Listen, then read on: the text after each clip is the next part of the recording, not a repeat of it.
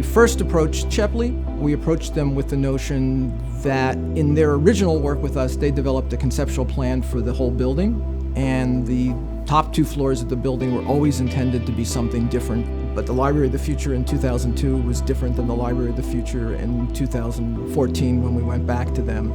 So at that point, we sort of took a whole new look at everything and what people on campus were asking for that we didn't have. The idea was to create a space where they could have innovative events that drew on music and lighting, sound and video recording and projection to create immersive environments.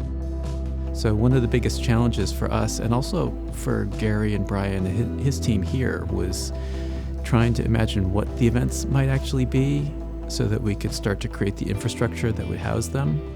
What's even more exciting than seeing what they're doing here is starting to see how their thinking is evolving beyond where it was a couple of years ago when we were planning the space, but to know that the infrastructure that we laid out can accommodate everything that they're trying to do. That's really rewarding.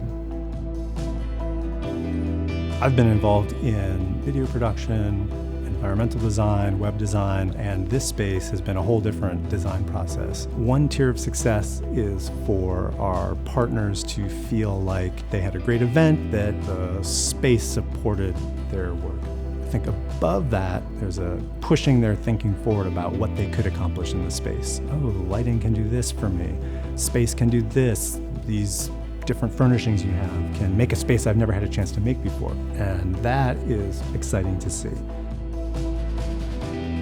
A huge part of thinking about the space was some things that people thought they wanted, but a lot of things that they didn't want. What they didn't want was the constraints of other spaces on campus. They didn't want things that were pre-cooked and pre-made. They wanted the ability to come in and almost take a totally blank space and reimagine it for their purpose. So in some sense, the trick in designing the space was not to design the space, but to let the end user design the space.